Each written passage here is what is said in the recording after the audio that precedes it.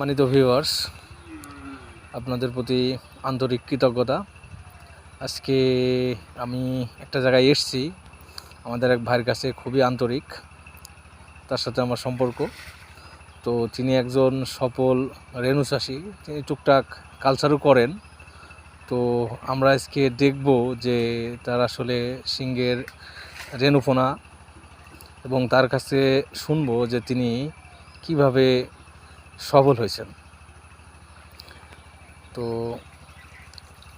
তার মাছ ওঠানো শেষ, তো আমরা তার কাছ থেকে গুরুত্বপূর্ণ কিছু কথা শুনবো যে আসলে তিনি কিভাবে এই সফল হয়েছেন। আমরা প্রথমে আগে মাছগুলো দেখাই। দেখেন, মাছগুলো প্রায় সব একই সাইজের, হালকা কিছু ছোট আছে কিন্তু ম্যাক্সিমামই একই সাইজের। তো ভাইয়ের কাছে আমরা কথা শুনবো যে ভাই, এটা পুকুরের কত শতাংশ? এটা ভাই পুকুরটা হচ্ছে 30 শতক। 30 শতাংশ। কত কেজি রেণু দিয়েছিলেন? এখানে হচ্ছে আপনি আমার 3.5 কেজি রেণু দিয়েছিলেন। আচ্ছা, সিঙ্গের 3.5 কেজি রেণু দিয়েছিলেন। 3.5 কেজি রেণু দিয়েছিলেন। 3.5 কেজি রেণু দেওয়া এখানে আমি আইডিয়া করতেছিলাম 7.5 লাখ 8 লাখের মতো ফোনা হবে। এখন মনে করেন যে 19 দিনের সময় দেখতেছি পুকুরে ঘনত্ব বেশি, মাছের ঘনত্বটা বেশি, তখন বুঝতে পারতেছি যে মাছ বাড়তেছে না, মাছের গ্রোথটা কম। তখন মনে যে 19 দিনের মাথায় জাল টান দিয়ে কাড়াই করছি, কাড়াই করে আপনার এখান থেকে 3.5 লাখের মতো ফোনা অন্য একটা পুকুরে নিছি।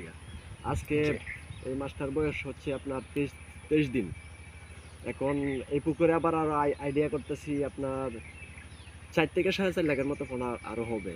এখানে যে পোনাটা দেখতেছেন এই পোনাটা 5,000 কেজি হবে আর কি। এই পোনাটা 5,000 কেজি হবে। আচ্ছা, 5,000 5,500 এমন হবে।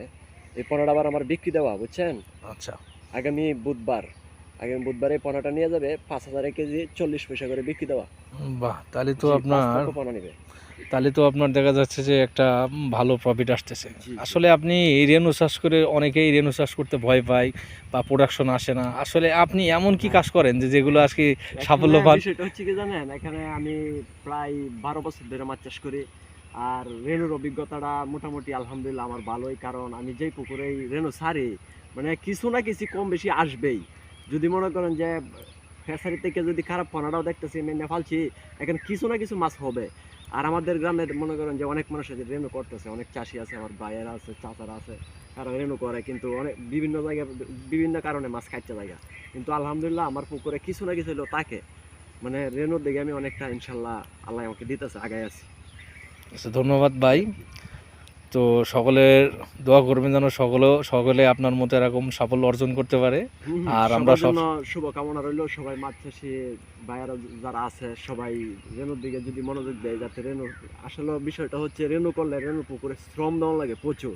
কারণ আমি মনে করেন যে সকালে ঘুম থেকে উঠে আগে সবটি পুকুর ঘুরে দিয়ে দেখি, দেখার পরে আপনার হইতেছে গিয়ে দুপুরে আবার দেখি। এই যে এখন পুকুরে পাড়ে আসছিলাম, আপনি এখন আসছেন, আমি পুকুর ঘুরে ঘুরে দেখতেছি। মানে রেণুটা হচ্ছে এমন, 1 ঘন্টা আগে দেখছেন ভালো আছে, 1 ঘন্টা পরে হয়তো আবার খারাপ হয়ে গেছে। তাই সবসময় চোখে চোখ রাখা লাগে। আমি মনে করেন যে রাত্রে 2টা 3টা বাজে আমি পুকুর পাড়ে ঘুরে ঘুরে দেখি, এটা হচ্ছে সিস্টেম। আর সবসময় রেণুর পুকুরে চোখে চোখ রাখাই লাগবো। আজকে একটা মাছের সমস্যা হয়ে গেছে, সমস্যা হয়ে গেলে এটা আমি ধরতে পারতেছি না, কালকে তো গোড়ের মধ্যে হাজার হাজার মাছের সমস্যা হয়ে গেছে। তাই একটা মাছ সমস্যা হওয়ার সাথে সাথে যেন এটা আমার চোখে পড়ে, এটার চিকিৎসা আমি নিতে পারি, এটাই হচ্ছে মূল উদ্দেশ্য। ধন্যবাদ ভাই, অনেক গুরুত্বপূর্ণ কথা বলছে।